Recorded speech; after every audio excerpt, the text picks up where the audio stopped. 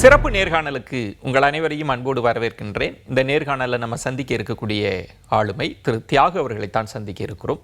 தமிழ் தேசிய விடுதலை இயக்கத்தினுடைய தலைவர். வாருங்கள் நேர்களை சந்திக்கலாம். வணக்கம் தியாகு. ஒரு முக்கியமான பேசுபொருள் குறித்து உரையாடலாம் அப்படின்னு திரு சீமான் அவர்கள் சமீபத்தில் ஒரு நிகழ்வில் பாரதியாரை பற்றி பேசியிருந்தது ஒரு பெரிய விவாதப் பொருளாக மாறி இருக்கிறது. முதல் புள்ளியே திரு சீமான் ஒரு தமிழ் தேசியத்தின் ஒரு குறியீடாக இருக்கிறவர். நான் தான் பாரதியாரினுடைய கொள்கை வாரிசு அப்படின்னு சொல்கிறார். அப்போ தமிழ் தேசியத்தின் அடையாளமாக பாரதியாரை பார்க்கலாமா? பார்க்க முடியாது. நீங்கள் பாரதிய இந்திய தேசிய பாவலர்னு சொன்னால் தவறில்லை. இந்திய தேசியத்திற்குரிய எல்லா ஊனங்களும் பாரதியின் இந்திய தேசியத்திலும் உண்டு. இந்திய தேசியம் அறிந்தோ அறியாமலோ இந்து தேசியத்தை உள்ளடக்கமாக கொண்டது.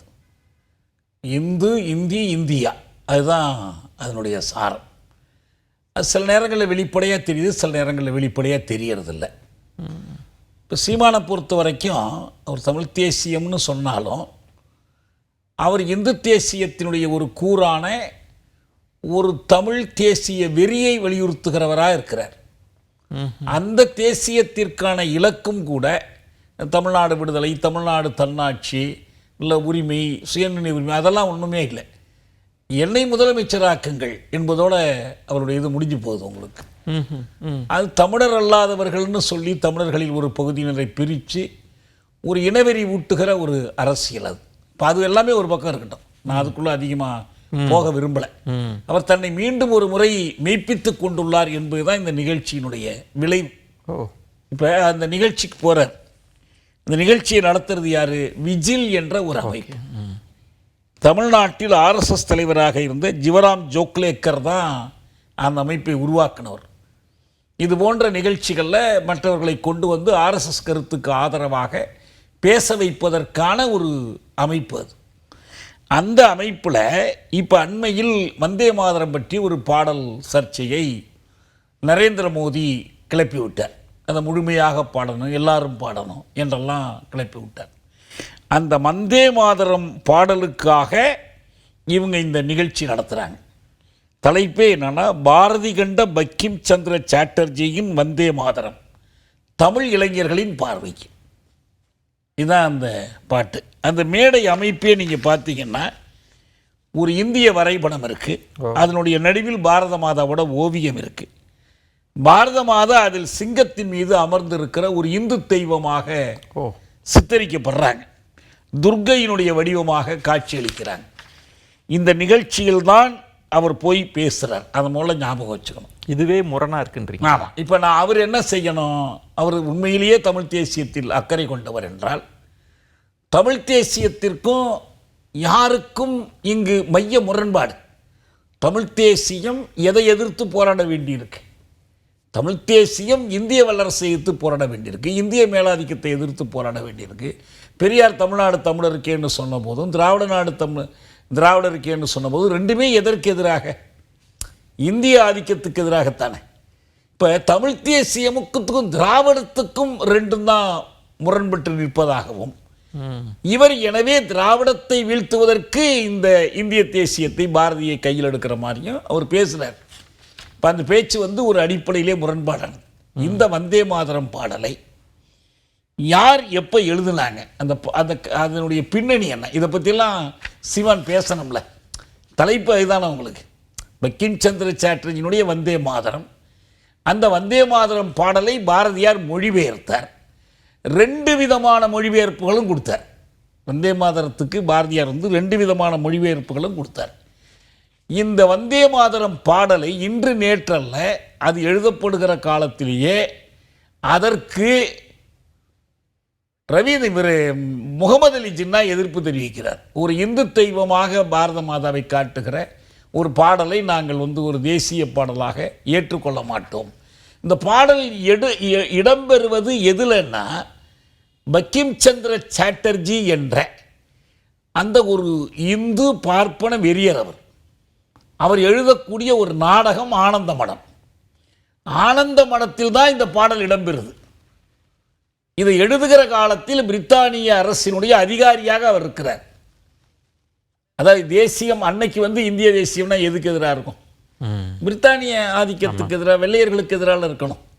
ஆனால் இந்திய தேசியத்தை இவர்கள் கட்டமைக்கிற முறையே எப்படின்னா, பங்கிம் சந்திரர் அந்த வந்தே மாதரத்தில் கட்டமைக்கிற முறையே எப்படின்னா, இங்கு இந்து தேசம் இஸ்லாமிய தேசம்னு 2 தேசம் இருக்கு. எனவே இஸ்லாமிய தேசத்திடமிருந்து இந்து தேசத்தை விடுவிப்பது தான் இந்திய தேசியம். இதுதான் அவருடைய பார்வை. அதனால தான் ஜின்னா வந்து சரி 2 தேசம்னு சொல்றீல, நான் 2 நேஷன் இதை ஏற்றுக்கிறேன், எனக்கு பாகிஸ்தானை கொண்டுட்டு போயிட்டார். பாகிஸ்தானை கொண்டு தள்ளி விட்டது இதான். இதில் ஒரு வேடிக்கை பாருங்க. சீமான் சொல்றாரு, நான் பாரதியை பற்றி பேசுறதா இருந்தால் பாகிஸ்தானுக்கு என்ன மனநிலை அது?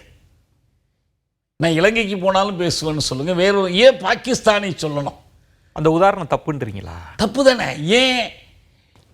தங்களுடைய தேசபக்தி என்பதே பாகிஸ்தான் எதிர்ப்பு தான் காட்டுவது இந்திய ஆளும் வகுப்பினுடைய தொடர்ச்சியான முயற்சி. பாகிஸ்தானை பொறுத்த வரைக்கும் இந்திய எதிர்ப்பு தான் பாகிஸ்தானில் தேசபக்தின்னு காட்டுறது. அது கிரிக்கெட் விளையாட்டாக இருந்தாலும் வேறு எதுவாக இருந்தாலும். இதை முற்போக்காளர்கள், அமைதியை விரும்புகிறவர்கள், ஜனநாயகத்தை விரும்புகிறவர்கள் என்ன பண்ணணும்? இது எதிர்க்கணும்.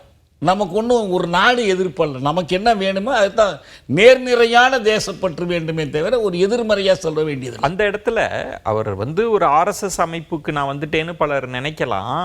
எனக்கு முக்கியம் பாரதி தான், எனக்கு RSSலாம் இல்லை, நான் பாகிஸ்தானில் போய் கூட பாரதியை பேசுவேன்னு அந்த பாரதி பாகிஸ்தானில் போய் கூட பேசுவேன் என்பதன் மூலம் எதை மெய்ப்பிக்கிறார்னா, RSSோடு நான் முரண்படவில்லைன்னு மெய்ப்பிக்கிறார். RSSனுடைய அயலுறவு கொள்கை என்ன? பாகிஸ்தானை பகை நாடாக காட்டுவது தானே. ஒரு நேரத்தில் ஒரு சண்டை வந்துச்சு, சமாதானமானாங்க. இவர் வாஜ்பாய் நேரடியாகவே போனார் பேச்சுவார்த்தை நடத்துறதுக்கெல்லாம். இது பஸ் விட்டாங்க, என்னென்னமோ அமைதிக்கான. காஷ்மீர்னு ஒன்றும் இல்லைன்னா இந்தியாவுக்கும் பாகிஸ்தானுக்கும் மோதலுக்குரிய விஷயம் ஒன்றுமே இல்லையே.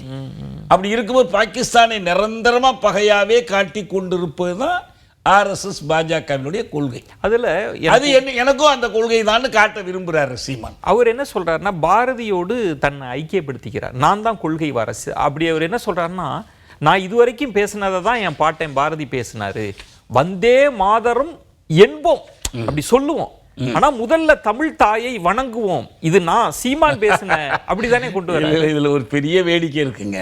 அவர் என்ன சொல்றாரு, மாநில தாயை வணங்குதும் என்ற சொல்லை வச்சுக்கிட்டு விளையாடுறார். இப்ப இருக்கிற தமிழ் மாநிலம் அல்ல அந்த மாநிலம், பாரதி இருந்த காலம். அன்னைக்கு வந்து கல்கத்தா ஒரு பிரசிடென்சி, பம்பாய் ஒரு பிரசிடென்சி, மெட்ராஸ் ஒரு பிரசிடென்சி. இந்த பிரசிடென்சிக்கு தான் மாநிலம்னு பேரு. நம்ம பிரசிடென்சி காலேஜ் இன்னைக்கு இருக்கா இல்லையா, அதுக்கு என்ன தமிழ்ல பேரு? மாநில கல்லூரி. இந்த பிரசிடென்சிக்கு உட்பட்டது ப்ராவின்ஸ், சென்னை மாகாணம். அதில் வேறு சில பகுதிகளோட இணைந்து இருந்தாங்க. இப்போ இருக்கிற ஸ்டேட்டுங்கிற கான்செப்ட் இருக்கு பாருங்க. இப்போ அரசமைப்பு சட்டத்தில் வந்து India that is Bharat shall be a union of states. இந்த ஸ்டேட்டுங்கிறது அன்னைக்கு என்ன குறிக்கும்னா சமஸ்தானங்களை குறிக்கும். அது தமிழ்நாட்டில் இல்லை, அது வந்து புதுக்கோட்டை, திருவிதாங்கூர் சமஸ்தானங்களை குறிக்கிற வார்த்தை தான் ஸ்டேட்டு. இவர் சொல்ற மாநிலம் இருக்குல்ல, பாரதியார் சொல்ற மாநிலம் ஒரு அகண்ட நிலப்பரப்பு. அதை தான் சொல்ல, அதுதான் சொல்றார். அது ஒன்று இந்த தமிழ்நாடு மாநிலம், ஆந்திர மாநிலம், எனவே மாநில தாய்ன்னு சொல்லிட்டாரு, என் கருத்துக்கு வந்துட்டாரு அப்படிங்கெல்லாம் சும்மா கற்பனை.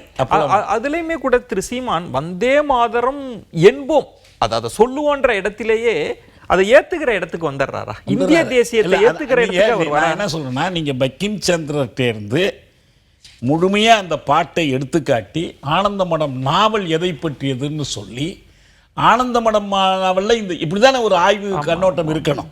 சும்மா உணர்ச்சி வயப்பட்டு பேசுறதுனால ஒன்றும் இல்லையே. இந்து சன்னியாசிகள் ஒன்று கூடி இஸ்லாமியர்களே இந்து தேசியத்தின் பகைவர்கள் என்று வரையறுத்து அவர்களை எதிர்த்து போர் நடத்தி வெற்றி காண்பது தான் ஆனந்தமடம்.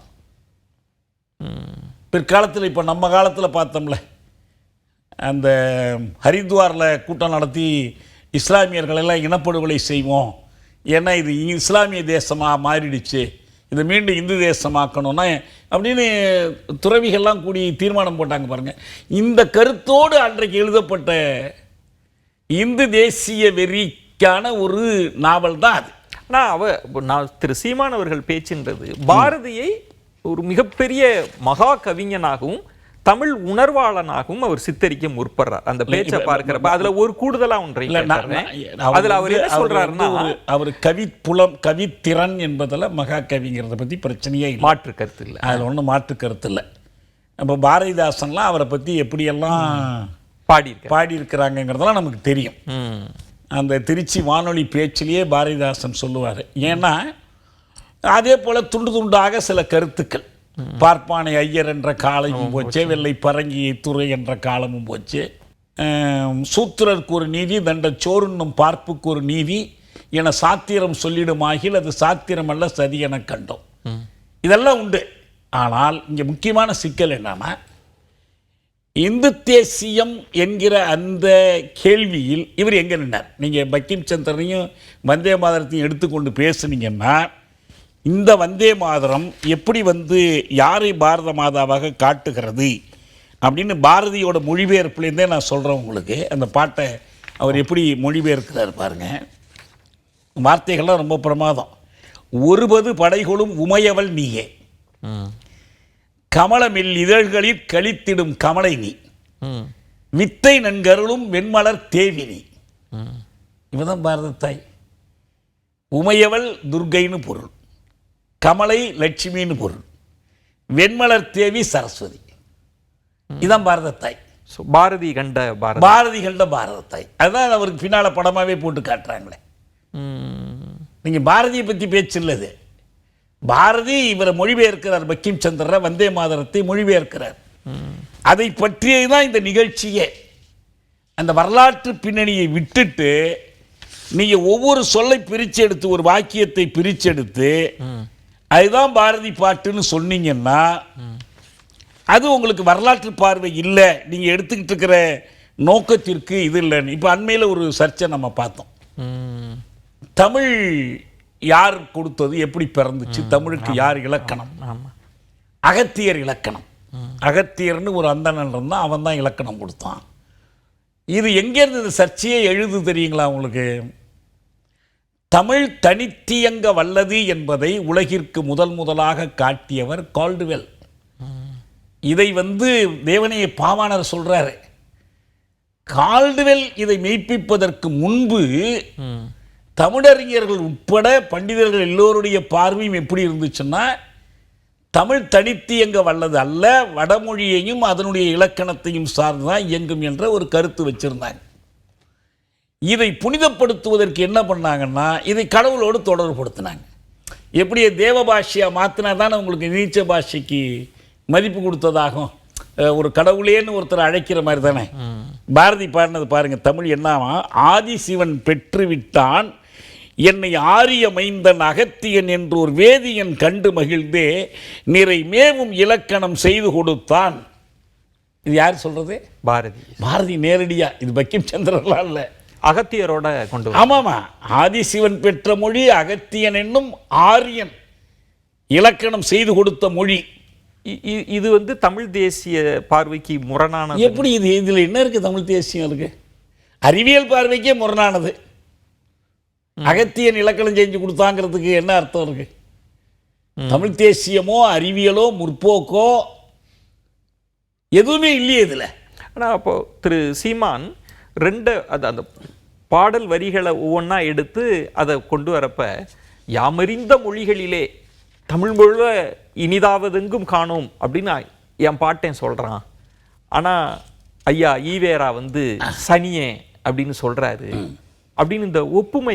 அதாவது இங்க அடிப்படை என்னன்னா, பாரதியினுடைய இந்து வெறிக்கு ஒரு கருவியாக மொழியை பார்ப்பதும், பெரியார் பகுத்தறிவுக்கு ஒரு கருவியாக மொழியை பார்ப்பதும். பெரியார் சொன்னதுக்கான விளக்கம் அவரும் சொல்லிட்டார், பல பேர் நம்ம சொல்லியாச்சு. அவர் சொன்னதை வைத்துக்கொண்டு இதே சீமானே சொல்லியிருக்கார், வேற யாருமே வேண்டாம். இவரே பெரியார் மேடைகளில் பேசும்போது இதற்கான விளக்கம்லாம் சொல்லியிருக்கார். நீங்கள் பேச போயிருக்கிறது பங்கிம் சந்திரரை பற்றி. பங்கிம் சந்திரனுடைய வந்தே மாதரம், அது பாரதி மொழிபெயர்த்த பாடலை பற்றி பேச போயிருக்கிறீங்க. அதில் நீங்கள் பாரதியிடம் காணப்பட்ட அந்த இந்துத்துவ கூறுகள், இந்து வெறி கூறுகள், அதுக்கு நீங்கள் விளக்கம் சொல்ல கடமைப்பட்டவர். நீங்கள் இந்து வெறின்ற வார்த்தையை பயன்படுத்துறீங்களே நீங்கள்? ஆமாம்மா, அவர் அதுதானே உங்களுக்கு நீங்கள் இந்த இந்திய தேசியத்தையே ஒரு தெய்வமாக, இந்து தெய்வமாக காட்டுவது. இன்னும் இந்து வெறின்னு மட்டும் இல்லைங்க, அவர் ஒரு பார்ப்பனியத்தின் மீது பற்றுதல் கொண்டவராகவே இருந்தார். ஆனா ஒரு கவிதை பாடல்கள் அப்படி இல்லையே. அவர் ஒரு புரட்சியாளனாக, அவரை பற்றி பாடல்கள்லையும் பார்க்கலாங்க. அது மட்டும் இல்லைங்க, அவருடைய சாதி அமைப்பு பற்றிய பார்வை என்ன? இதானே இந்து மதம் என்று சொன்னால், இந்துங்கிற சொல் அம்பேத்கர் சொன்னார், அது ஒரு புவியியல் பெயர், ஒரு இறையியல் பெயர். எல்லாவற்றையும் மீறி இந்து என்பதனுடைய சாரமே அது ஒரு நால்வர்ண சாதி கட்டமைப்பை குறிக்கிற பெயர். இந்த நால்வர்ண கட்டமைப்பு பற்றிய பார்வையில் அவர் யாரோட நின்றார்னா திலகர் பக்கம் நின்றார். திலகரை பற்றி நமக்கு நல்லா தெரியும். இன்னைக்கு இருக்கிற அந்த விநாயகர் சதுர்த்தி சண்டையை வளர்த்து விடுறதுலேருந்து அவர் ஆரம்பித்தது. பிளேகு நோய்க்காக எலிகளை அழித்த போது நீங்கள் பிள்ளையாருடைய வாகனங்களை அழிக்கக்கூடாதுன்னு எதிர்ப்பு தெரிவித்தவர். அந்த திலகருடைய தத்துவ கருத்துக்கள் தான், அவருடைய சமூக பார்வையை தான் பாரதியார் உள்வாங்கினார். இது அவருடைய கட்டுரைகள்லேயே தெளிவாக இதை எழுதுகிறார். ஒரு பக்கம் சொல்லிக்கிறாரு, சாதிகள் இல்லை அடி பாப்பா, குல தாழ்ச்சி உயர்ச்சி சுழல் பாவம். அவரே நாற்குலம் என்ற ஒரு கட்டுரை எழுதுகிறார். நாற்குலம் அதாவது 4 வர்ணங்கிற பொருளை. சத்துர்வர்ணியம் திலகர் விளக்கம் அவர் சொன்னது. பழைய காலத்து 4 வர்ண பிரிவுக்கும் இப்போதுள்ள ஜாதி வேற்றுமைக்கும் பேதம் இருக்கிறது. 4 வர்ணங்கள் பிறப்பினாலே அல்ல குணத்தாலும். இது கீதையில் சொல்லுதுன்னு சொல்லி நம்ம ஊர் சிவராமசாமி வரைக்கும் விட்டுக்கிட்டு இருந்த கதை இது. அதில் சொல்கிறார் பாரதி, வைதிக பிராமணர்களின் தலைவராகிய திலகரை போற்றி பாராட்டுகிறார்.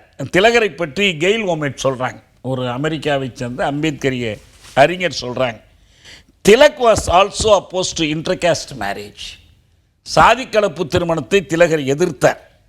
அதிலும் குறிப்பாக ஒரு மேல் சாதி பெண் கீழ் சாதி ஆணை மணக்கக்கூடாது என்று கருதினார். இது பாரதியாருடைய வாழ்க்கையிலே இது போன்ற நிகழ்ச்சிகள் நிறைய இருக்கு. அவரை பொறுத்த வரைக்கும் அவர் முழுக்க இந்த இதை அவர் சொல்கிறார், பார்ப்பனர்னா யார், அவரே ஒரு பார்ப்பனருங்கிறதுனால அதை பற்றி அவர் எழுதுகிறாரு.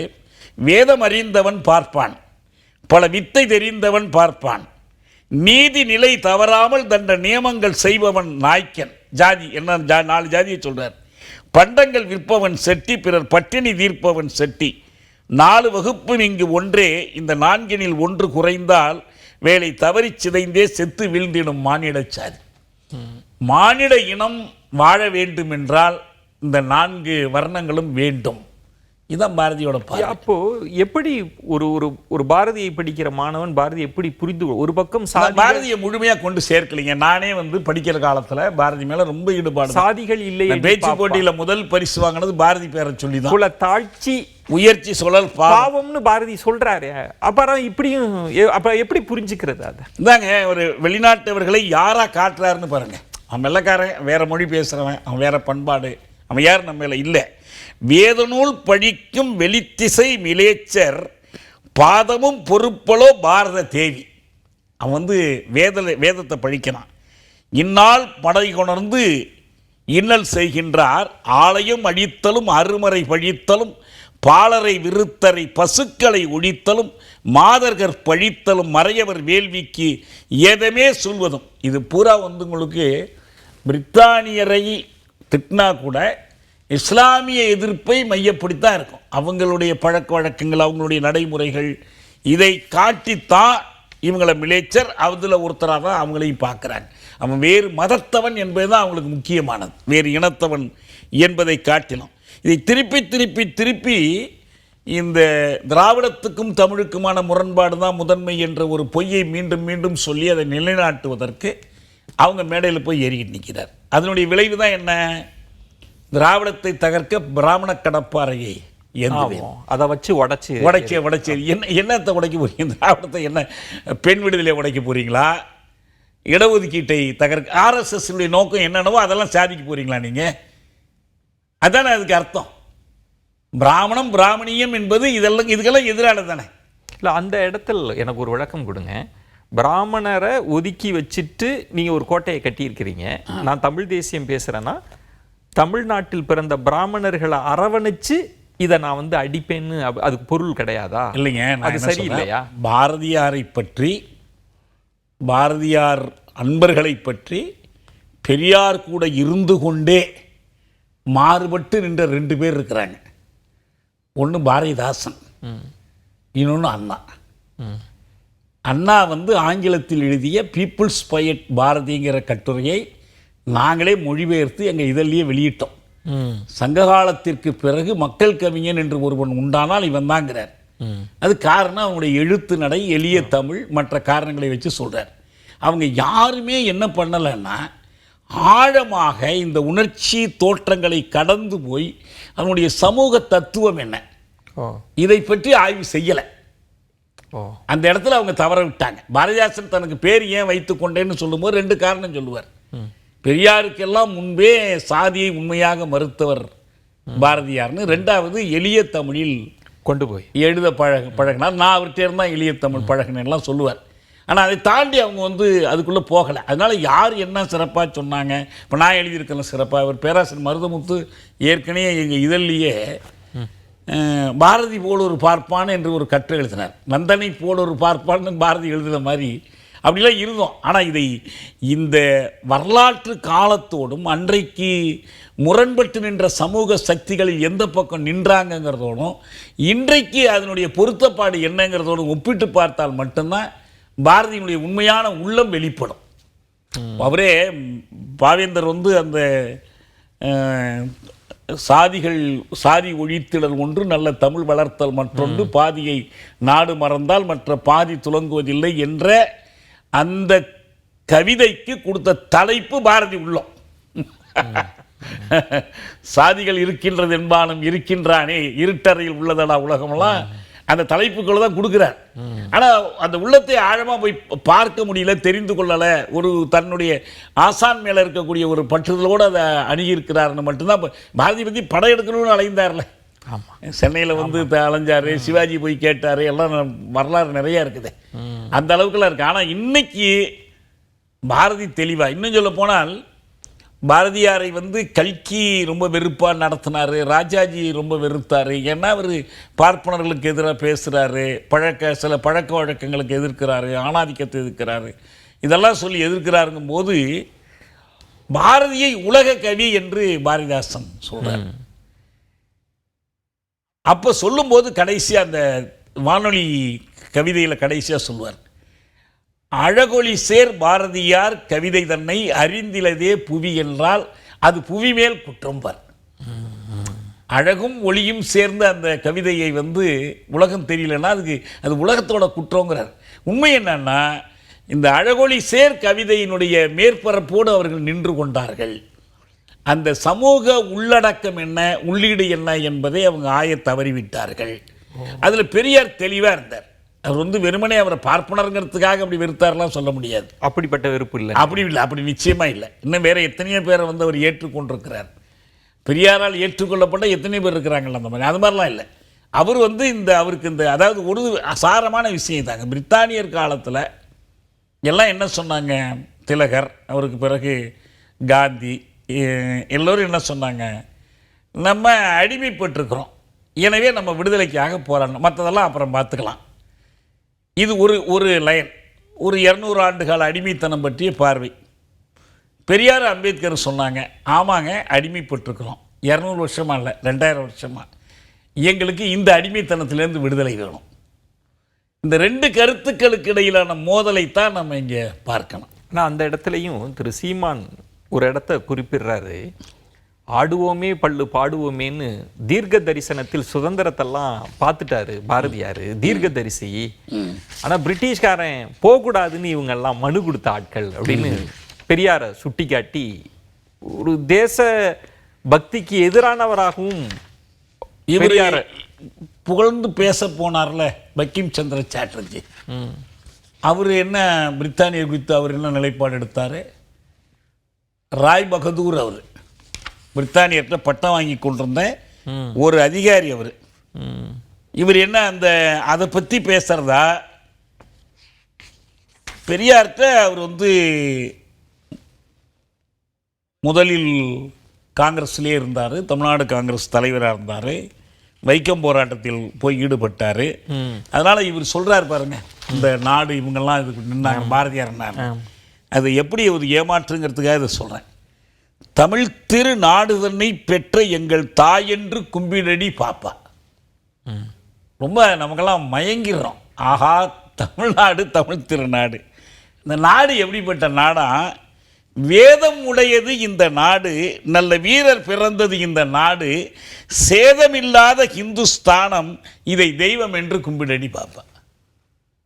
தமிழ் திருநாட்டில் தொடங்கி அது வேதமுடைய நாடாயிடுச்சு.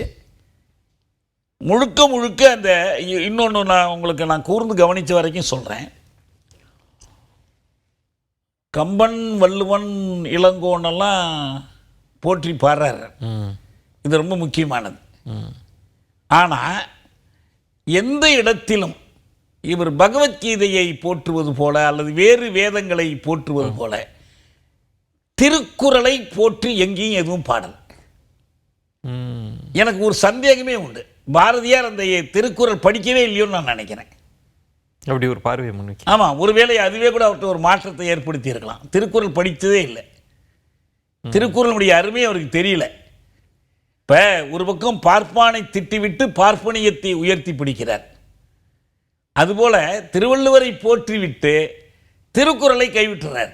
அதுக்குள்ள ஆழமாக போகல, எதுவுமே இல்லை. எதுவுமே நான் படித்த வரைக்கும் அவருடைய கட்டுரைகள்லையோ அவருடைய கவிதைகள்லையோ எந்த சான்றுமே காணப்படும். இந்த மேடைகளில் பேசுகிற போது பேச்சாளர்கள் பலதை அவங்க கருத்தை ஏற்றி சொல்லுவாங்க. இந்த கம்பனை போல், வள்ளுவனை போல், இளங்கோவை போல்னு காலவரிசையை மாற்றினார் பாரதி. அது ஏன்னா ஒரு பக்கம் கம்பன், இன்னொரு பக்கம் இளங்கோ.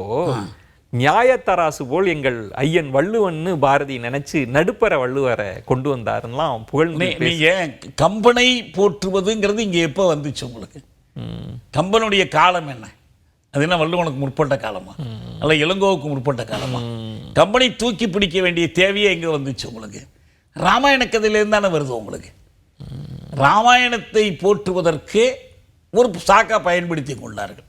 இங்கே இருக்கக்கூடிய ஜீவா போன்ற தலைவர்களே பாரதி புகழ்வது, கம்பனை புகழ்வது எல்லாத்தையும் சேர்த்து நாங்களும் கம்யூனிஸ்ட் இயக்கம் தான் சொல்லி இது எல்லாத்தையும் கொண்டு வந்து இணைச்சிக்கிட்டாங்கல்ல. இப்போ அதுவும் வருது. திரு ஜீவா அவர்கள் எல்லாம் சொல்லி இடதுசாரி இயக்கங்கள்லேயே பலர் கம்பனை புகழ்ந்துருக்கிறாங்க, பாரதியை புகழ்ந்துருக்கிறாங்க. ஆமாம், புகழ்ந்துன்னா இப்போ ஒன்றும் இல்லைங்க. இந்த ஓட்டு கேட்க போகும்போது வரிசையாக பொம்மை படம் போடுறாங்க பாருங்க. ஒரு 10-20 தலைவர்கள் படத்தை போட்டுருவாங்க, நீ எந்த ஜாதியாக இருந்தாலும் எனக்கு ஓட்டு போட்டுருங்கிற மாதிரி. அந்த மாதிரி இவங்களுக்கு இதெல்லாம் சொன்னால் நம்மளை ஏற்றுக்குவாங்க, கட்சியை ஏற்றுக்குவாங்க, கம்யூனிஸ்டை ஏற்றுக்குவாங்கன்னு நினைக்கிறாங்க. அப்படியெல்லாம் முடியாது உங்களுக்கு. கம்பராமாயணம்னா ராமாயணத்தில் இருக்கு. இப்போ அடுத்து கம்பராமாயணத்தை பற்றி சீமானை கூப்பிட்டு விஜிலோ அல்லது ஆர்எஸ்எஸ் அமைப்போ ஏதோ ஒன்றில் பேச வைக்க போகிறாங்க. இன்னும் அவருக்கு மிச்சம் இருக்கிறது ஒன்று தான், சவர்க்கரை புகழ்ந்துட்டாருன்னா முடிஞ்சு போச்சு உங்களுக்கு. இன்னும் வெளிப்படையாக வந்துடலாம்ல உங்களுக்கு. ஏன்னா இப்போ அவங்க என்ன பண்ணுறாங்க, காந்தி நேரு தொடர்பான எல்லாவற்றையும் வரலாற்றிலேருந்து அழித்து விட வேண்டும் என்ற ஒரு முயற்சியில் இருக்கிறாங்க. அதுக்கு போட்டியாக அவங்க யாரெல்லாம் முன்னுக்கு கொண்டு வந்து நிறுத்துகிறாங்கன்னு சொன்னால் அதில் சவர்கர் ஒருத்தர். இப்போ வாஜ்பாய் இருக்கிற காலத்திலேயே நாடாளுமன்றத்தில் சவர்கர் படம் திறந்தாங்க. காந்தி சிலை இருக்கிற அதே கட்டடத்திற்குள் காந்தி கொலை வழக்கில் குற்றஞ்சாட்டப்பட்ட சவர்கருக்கு படம் திறப்பு வந்தாங்க. இப்போ இவங்க சவர்கரை அடுத்து இவர் பேசுறதுக்கு கூப்பிட்டாங்கன்னா இவர் போய் பேசிடுவார். இதுக்கு ஒன்றும் ஒரு கணக்கில். ஏன்னா அவருக்கு திராவிடத்தை ஒழிக்கணுங்கிறதான முக்கியம். பெரியாரை, அதாவது அவருக்கு பாரதி கண்ணு, பெரியார் மண்ணு, ரெண்டு பேரையும் ஒருத்தருக்கு ஒருத்தர் எதிராக நிறுத்திட்டார் இல்லையா?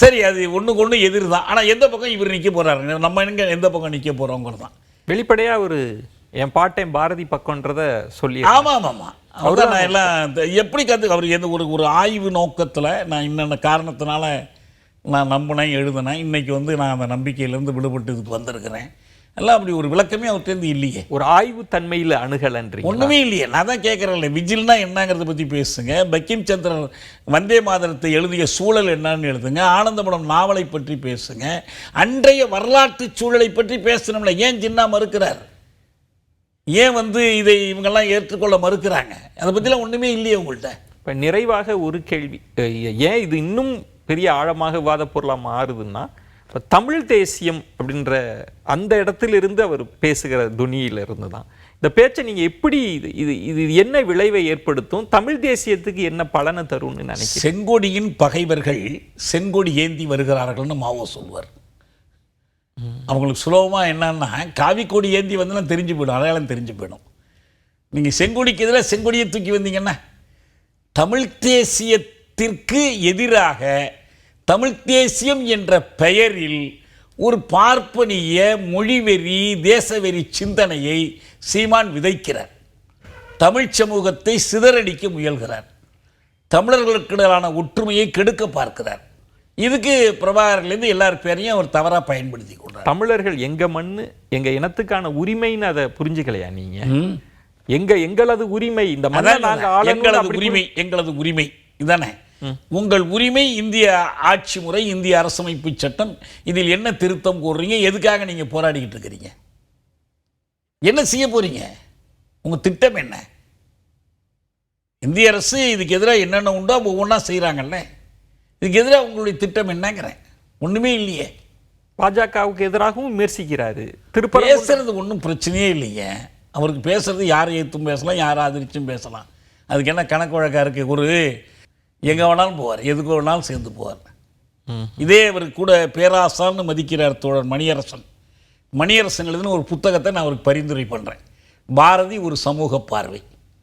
மணியரசனும் இன்னொரு தோழர் ஆமார்ஸும் சேர்ந்து எழுதின புத்தகம். பாரதியிடம் இந்து தேசிய இந்து மதவாத பார்வைகள் உள்ளன, அந்த சாயல் உள்ளது. பாரதி அப்படி அதிலிருந்து விடுபடவில்லை என்று அவர் எழுதியிருக்கிறார். இவர் எடுத்து படித்து பார்க்கட்டும். திரு மணியரசன் இதுக்கு என்ன எதிர்வினையா? ஒன்றும் சொல்லலை. அவர் தான் நாம் தமிழ் இந்துன்னு ஒரு புதுசாக ஒன்று கண்டுபிடிச்சிருக்கிறாரு. அவருடைய கருவாட்டு சாம்பார் அது. நிலைப்பாடு அங்கேயும் மாறிடுச்சுன்றீங்களா? மாறி இருக்கலாம், சொல்லணும், அவர் தானே சொல்லணும். விரிந்த தளத்தில் இதை உரையாடணும். இன்னும் சொல்ல வேண்டும் என்றால் ஆய்வு தளத்தில் பேச வேண்டியிருக்கு அப்படின்னீங்க. உங்கள் விரிவான பார்வைகளை முன் வச்சதுக்கு மிக்க நன்றி. மற்றொரு சிறப்பு நேர்காணலில் உங்களை சந்திக்கிறேன். அதுவரை உங்களிடமிருந்து விடைபெறுகிறேன். நன்றி, வணக்கம்.